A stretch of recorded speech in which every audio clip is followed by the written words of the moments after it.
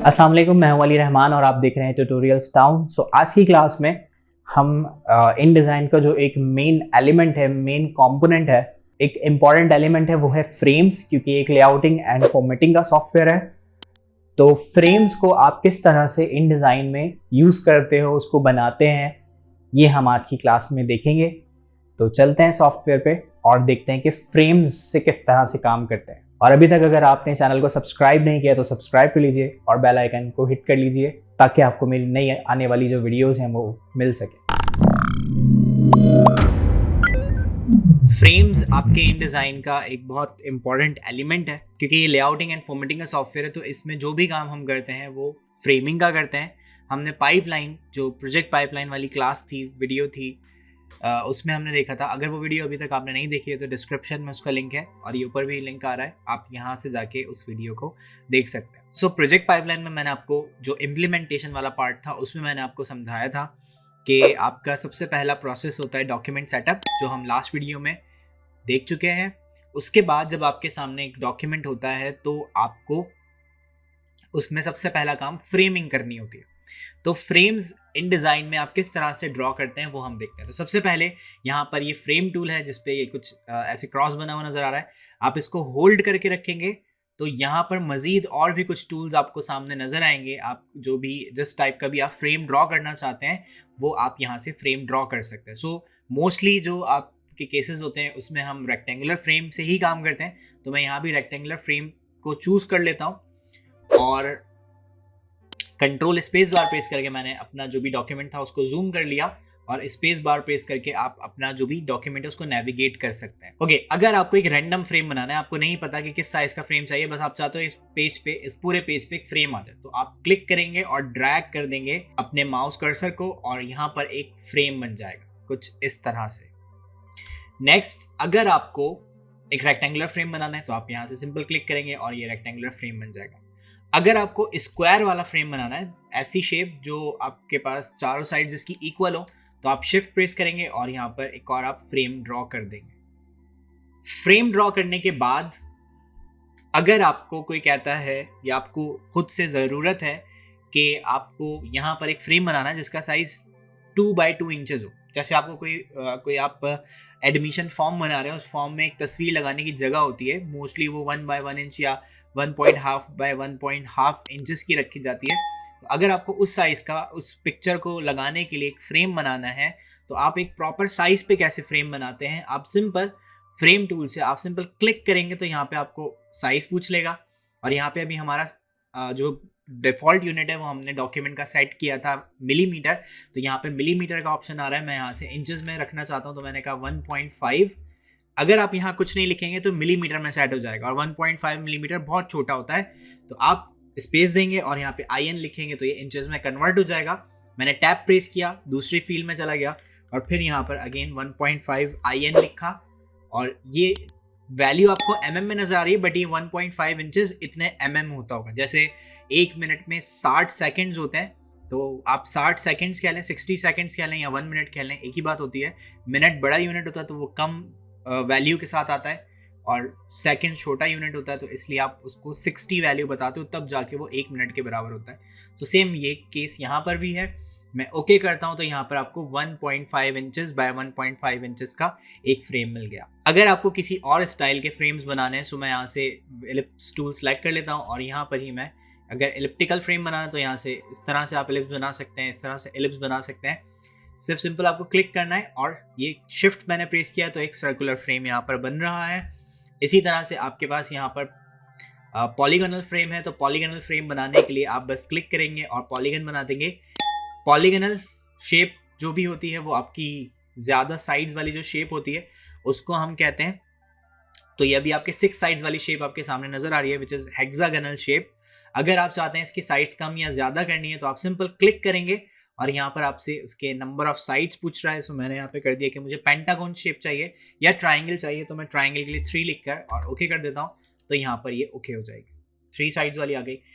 अगर आपको star draw करना है तो स्टार के लिए यहाँ पर अलग से कोई फ्रेम नहीं दिया हुआ, आप सिंपल इस पॉलीगन टूल को ही सिलेक्ट करेंगे और क्लिक करके यहाँ पर आपको स्टार का इनसेट दिया हुआ है, अगर आप इसी को इनसेट कर दें, इसकी रिजिस्ट थोड़ी अंदर अंदर आ जाए तो आप इसको मैनेज कर सकते हैं। जैसे मैं इस स्टार को कहता हूँ कि मुझे 50% इनसेट कर दो, तो ये स्टार बना के आपको देगा। मैंने क्लिक किया अगेन और यहाँ पर 5 पॉइंट्स वाला मैं स्टार पिक करना चाहता हूँ, तो 5 साइड्स दी मैंने और स्टार का इनसेट हाफ कर दिया, यानी 50% कर दिया, तो ये आपको कुछ इस तरह का स्टार मिल जाएगा। अगर आप फ्रेम को थोड़ा बहुत एडिट करना चाहते हो तो यहाँ पर मौजूद होता है direct selection tool. Selection tool आपका पूरा फ्रेम सेलेक्ट करने के लिए होता है और डायरेक्ट सिलेक्शन टूल से आप अपना जो फ्रेम है उसको एडिट कर सकते हैं। लाइक मैंने इस पॉइंट को सिलेक्ट किया, आपके जो फ्रेम्स हैं वो भी एंकर पॉइंट्स और पाथ से मिलके बने होते हैं, क्योंकि ये भी एक शेप जैसी ही फॉर्म है। और आप क्लिक करके ये डायरेक्ट सिलेक्शन टूल से मैंने सेलेक्ट किया और आप इस तरह से एडिट कर सकते हो। कहीं पर भी कोई पार्ट आपको एडिट करना है तो सिंपली व्हाइट वाला जो एरो है ये डायरेक्ट सिलेक्शन टूल है और ये जो ब्लैक वाला एरो है ये आपका सिलेक्शन टूल है। तो आप व्हाइट वाले एरो से सिंपल सेलेक्ट करेंगे और यहाँ से जाके आप इसको एडिट कर सकते हैं जिस तरह से भी आपको ये पॉइंट चाहिए। अगर आपको किसी फ्रेम की कॉपी करनी है तो आप कॉपी करने के लिए उस फ्रेम को सिलेक्ट करेंगे और ऑल्ट प्रेस करके उसको ड्रैग कर देंगे जहां भी आपको उसकी कॉपी चाहिए। तो इस तरह से आप फ्रेम की कॉपी भी कर सकते हैं। एक और चीज मैं आपको यहाँ फ्रेम टूल से बताना चाहता हूँ कि अगर आप फ्रेम्स बना रहे हैं और आपने ड्रॉ करते करते, ये मैं ड्रॉ कर रहा हूँ, मैं माउस को रिलीज नहीं करूंगा, माउस को छोड़ूंगा नहीं बनाते बनाते, अगर आपके पास आपके कीबोर्ड में जो कीज होती हैं cursor keys up down left right वाली, तो अगर वो जो एरो कीज होती हैं, अगर मैं अप एरो प्रेस करता हूं तो इस फ्रेम में, ये मैंने अभी माउस कर्सर छोड़ा नहीं है, अगर आप छोड़ दोगे तो फिर ये नहीं होगा, ये मैं अप एरो प्रेस करता हूं तो ये रॉ वाइज आपके फ्रेम्स बन गए बहुत सारे एक ही दफा में। और इसी तरह अगर आपको कॉलम वाइज फ्रेम चाहिए तो आप क्लिक करके ड्रैग करेंगे और इस तरह से आप राइट एरो प्रेस करेंगे तो कॉलम्स आपके फ्रेम में, मतलब आपने जो एक एरिया बता दिया उसमें वो मल्टीपल फ्रेम्स इस तरह से ड्रॉ कर देगा। अगर आपको छोटे छोटे बॉक्सेस जैसे फ्रेम्स बनाने हैं तो आप एक एरिया डिफाइन करेंगे, माउस कर्सर को छोड़ना नहीं है और आप एरो की से मैं up up up up arrow press करता हूं और right right right right arrow press करता हूं, तो ये कॉलम्स और रॉस दोनों मिक्स होके छोटे छोटे सेल्स बन गए। अगर आपको रॉ और कॉलम्स कम करने तो आप उनके अपोजिंग टूल, यानी अगर राइट से आपके कॉलम्स बढ़ रहे थे तो आप लेफ्ट एरो जब प्रेस करोगे तो इस तरह से कॉलम्स कम भी हो सकते हैं, और डाउन एरो से आप रॉस को कम कर सकते हैं क्योंकि अप एरो से रॉस आपने बढ़ाई थी। तो इस तरह से आप ड्रॉ करते करते अगर आप माउस कर्सर को छोड़ दोगे और फिर अप और डाउन प्रेस करोगे तो फिर ये फ्रेम्स ऊपर जाने लगेंगे या नीचे जाने लगेंगे। तो इस तरह से आपके फ्रेम्स मूव करेंगे। अगर आपने किसी फ्रेम के ऊपर दूसरा फ्रेम बनाया है, लाइक ये एक फ्रेम है और इसके ऊपर मैं इससे भी बड़ा एक फ्रेम बना देता हूँ जिसकी वजह से ये सिलेक्ट नहीं हो पाएगा, तो अगर आपको पीछे वाला फ्रेम सेलेक्ट करना है तो आप सिंपल इस फ्रेम पे क्लिक करता हूँ, यहाँ कहीं पर भी आप क्लिक करेंगे तो ये ऊपर वाला ही फ्रेम सेलेक्ट करेगा, क्योंकि ये फ्रेम बड़ा वाला जो फ्रेम है वो हमने बाद में बनाया है और जो पीछे वाला फ्रेम है वो हमने पहले बनाया था। तो अगर आपके सामने कोई फ्रेम है और आप चाहते हैं उसके पीछे वाला फ्रेम सेलेक्ट हो जाए तो आप सिंपल कंट्रोल की प्रेस करेंगे और देन फिर आप क्लिक करके, मतलब अगर इसके पीछे और भी फ्रेम होते हैं और भी फ्रेम्स होते हैं, सपोज मैं ये इसके एक पीछे ये फ्रेम कर देता हूँ और फिर एक और फ्रेम मैं इसके भी पीछे कर देता हूँ, तो इस तरह से अभी जब मैं सिलेक्ट करूंगा इसको तो तब भी ये ऊपर वाला ही फ्रेम सेलेक्ट हो रहा है।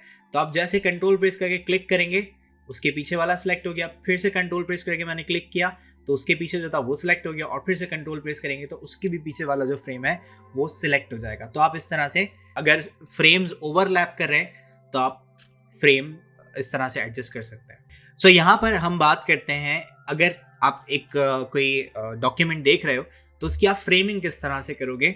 सो मैंने ये वाला डॉक्यूमेंट जो मैंने प्रीवियस वीडियो में आपको एक पिक्चर दिखाई थी, मैं इसकी फ्रेमिंग करना चाहता हूँ। सो मैं इस ब्राउज़र वाली विंडो को उठाकर एक साइड पे रख लेते हैं और अपना जो इन डिज़ाइन है उसको हम दूसरी साइड पे रख लेते हैं। तो इसकी फ्रेमिंग मुझे इस पेज पे जो मेरे सामने है इस पे मुझे करनी है। सो मैं यहाँ से द इंटरफेस थोड़ा सा कम कर लेते हैं और यहाँ पर ये मैंने फ्रेम टूल सेलेक्ट किया, ये पेज मेरे सामने मौजूद है। एंड देन सबसे पहले आपको ये पिक्चर नज़र आ रही है, ये जो एक गर्ल की पिक्चर है ये हमें ड्रॉ करनी है। तो उसके लिए आप एक फ्रेम बनाएंगे कुछ ऐसे। अब पिक्चर तो एक ही थी, अब यहाँ पर टेक्स्ट है। तो एक बात को याद रखिएगा कि जो फ्रेम्स होते हैं वो आपके यूनिफॉर्म फ्रेम्स होते हैं या जनरल फ्रेम्स होते हैं। मतलब फ्रेम्स को नहीं पता होता कि आगे जब आप उसमें कुछ प्लेस करोगे तो आप उसके अंदर पिक्चर्स प्लेस करोगे, कोई ग्राफिक्स प्लेस करोगे या आप टेक्स्ट प्लेस करोगे। मतलब आप अपना जो फ्रेम है उसको दोनों पर्पसेस के लिए यूज़ कर सकते हो। आप उसमें टेक्स्ट भी लिख सकते हो और उसमें आप ग्राफिक्स भी लगा सकते हो, तो ये आपकी मर्जी है। तो आपको सबसे पहला काम ये करना है कि आपको फ्रेमिंग करनी है। तो मैंने पिक्चर के लिए एक फ्रेम बना दिया। पिक्चर की मैं कॉर्नर से टच कर रही थी तो मैंने अपने ट्रिम मार्क्स जो थे, ये जो ट्रिम वाली लाइन थी उसके ऊपर जाकर ये जो एरिया था आपका पेज वाला ब्लैक लाइन वाला, वहां पर मैंने रखा। और फिर मुझे ये एक टेक्स्ट लिखना है, मेक शिफ्ट। उसके लिए मैंने यहाँ पर एक फ्रेम बना दिया। आप रफ फ्रेम्स भी बना सकते हैं, बट मैं थोड़ा इसको फेयर करके ही बना रहा हूँ। यहाँ से मैंने एक फ्रेम बना दिया जिसमें ये टेक्स्ट आ जाएगा। उस टेक्स्ट के नीचे यहाँ पर छोटा सा जुलाई 2018 लिखा है, तो उसके लिए मैंने एक फ्रेम बना दिया फर्स्ट कॉलम में। उसके बाद यहाँ पर टेक्स्ट लिखा 32 साइज में थोड़ा बड़ा है, और ways to update your look ये साइज में छोटा है। तो हम इन दोनों के अलग अलग फ्रेम्स भी बना सकते हैं। सो मैंने ये वाला जो फ्रेम है वो 32 के लिए बना दिया, और यहाँ पर ये जो उसके नीचे वाला टेक्स्ट है उसके लिए मैंने एक अलग फ्रेम बना दिया। और इसको थोड़ा सा ऊपर कर रहा हूँ। ऊपर कैसे कर रहा हूँ, आप सिंपल कंट्रोल प्रेस करेंगे तो आपका जो भी फ्रेम टूल है वो कुछ देर के लिए सिलेक्शन टूल में कन्वर्ट हो जाएगा। और फिर मुझे ये वाला टेक्स्ट टाइप करना है, तो उसके लिए हम यहाँ से एक और मैंने ये फ्रेम बना दिया। फिर यहाँ नीचे वेबसाइट लिखी हुई है तो यहाँ पर इस वेबसाइट का एक फ्रेम बना दिया। एंड देन फिर योर न्यू वर्कआउट, इसके लिए हम एक फ्रेम बना देते हैं। और यहाँ पर मुझे लगता है कि ये 32 के बिल्कुल सामने है, तो इसके सामने फ्रेम बनाने के लिए आपके पास यहाँ रूलर दिया हुआ है। आप रूलर पिक करेंगे और ड्रैग करके आप यहाँ अपने पेज पे लाके रख लोगे, तो आपको पता चल जाएगा कि इसके सामने यहाँ पर आप इसका लेआउट पिक करके बनाएंगे। और कुछ ऐसे सेम साइजेस है मैंने, और प्लस यहाँ पर यही वाले फ्रेम को मैं कॉपी कर लेता हूँ तो सामने आएगा उसके बिल्कुल। देन फिर यहाँ पर ये समर ट्रेंड्स लिखा हुआ है, तो समर ट्रेंड्स भी इसके सामने लिखा हुआ है। तो मैं यहाँ से एक और गाइडलाइन उठाता हूँ रूलर से, और यहाँ पर मैंने असाइन कर दिया इसको, और कुछ यहाँ से बना हुआ है तो ये मैंने एक फ्रेम बना दिया। एंड देन फिर यहाँ पर एक और टेक्स्ट लिखा हुआ है, तो यहाँ पर हम एक और टेक्स्ट के लिए एक और फ्रेम बना लेते हैं। सो ये हमने देखा कि यहाँ पर आपके पास फ्रेमिंग का कॉन्सेप्ट क्या है, कैसे आप फ्रेमिंग करते हो।